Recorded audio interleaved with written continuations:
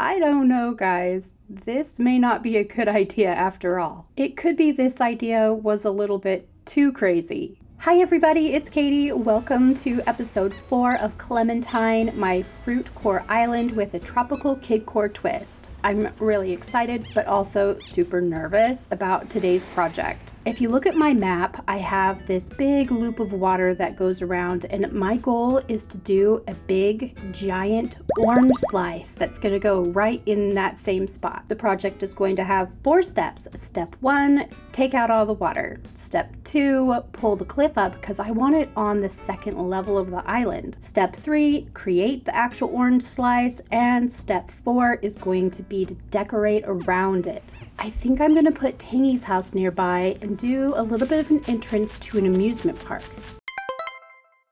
Terraforming projects like this can actually be really fun if you just put on a really good stream or a YouTube video, a nice show or movie that you like, and just chill to it. Taking out water is actually one of my favorite terraforming steps. It's very satisfying and easy to see the cleared progress once you're done. With all the water taken out, let's take a look at the updated map of my island. You can see my orange player marker is right in the middle of the space that I've cleared out. Now for step 2. Unlike the water, the cliffs took a lot longer, and you have to be a little bit more careful at what you're doing when you're trying to pull cliffs up. Taking it down, of course, isn't too hard, but I wanted to figure out where a lot of things were going to go. I had to come down to the shops and figure out where the shops were going to come up to before I could figure out where the cliff edge was going to be, different details like that. So there was a lot more work to it, and then of course, putting the cliffs up is a lot more work too.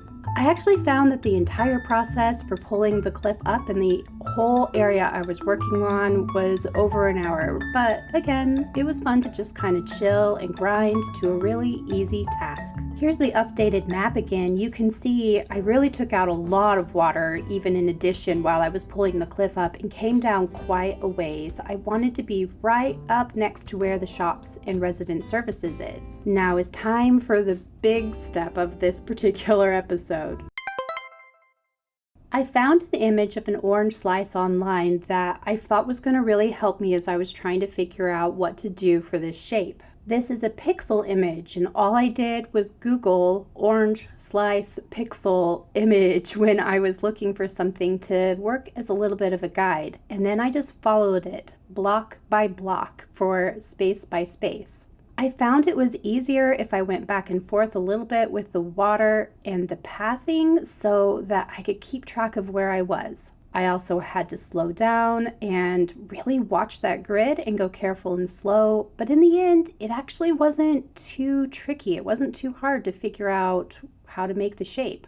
I just used the image like a map. All things considered, it actually didn't take very long to get the shape in place, and I made some mistakes here and there, and I had to go back and adjust, but adjusting wasn't too hard. I wasn't sure if it was really going to work because it was looking kind of weird in front of me. But following the image to put all the spaces in place, that wasn't too hard. So I would definitely recommend doing that if you ever have any type of shape that you would like to see on your map where you need a really big space. Just find a gridded image and follow it. Creating the actual image and then liking the image in the end, well, that's 2 different things. I don't know, guys. This may not be a good idea after all. It could be this idea was a little bit too crazy. The problem with projects of this size is that you just don't know whether or not they're going to work until you're all finished. All right, I finished the entire shape just following the diagram, and now is the moment of truth. I'm bouncing through a little bit of this shape just so you can see what it looks like down here on the ground, and it's kind of amusing. Look at the map.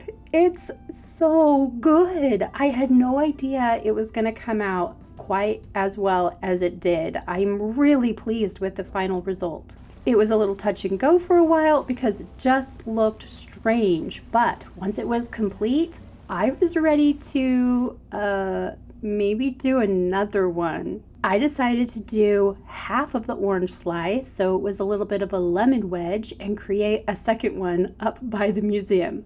Let me whip the rest of this one out really fast.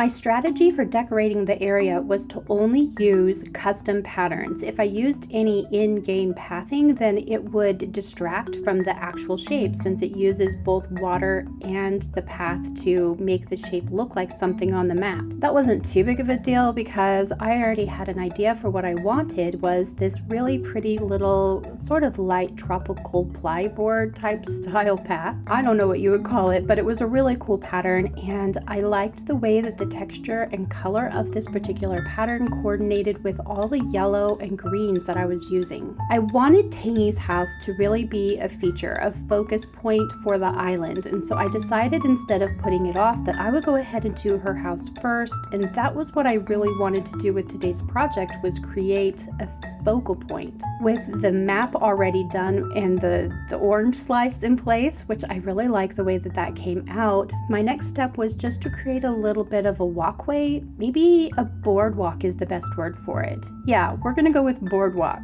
Of course, I'm up here by an imitation pond and not the river, but that's a lot of what the style is that I'm creating. The arch that's in the back of this boardwalk area is going to be the entrance to an amusement park that I really wanted Tangy to be part of, but I also want her house to be here. I'm just moving different things around until I get just what I'm looking for, and then I put Tangy's house in place and started doing the rest of just decoration and fill. It was important to get some of the pathing down so that I would have an idea of what was going on with the rest of the island. I do recommend doing that before I really got to decorating. I pulled the path out upwards a little bit and I pulled the path down all the way to the incline that I'm using. It's really fun when you start getting all the tropical flowers and plants in because the image that I have in mind really starts to come to life.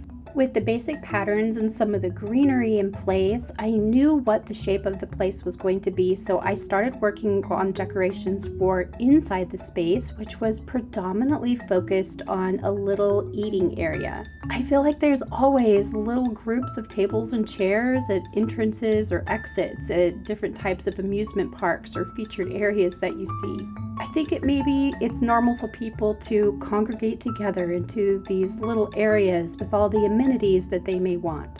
I really like having Tangy's house right here, and I think it's because her house has so much vibrant color that it really adds to the decoration of the area, but in addition, I really wanted her to be in charge. I haven't officially decided if I'm going to do an amusement park or a water park or something that resembles both, but I like it all the same. The last step was just to finish a little bit of decorating and patterns for the actual orange slice area, and then we can take a look at the final tour.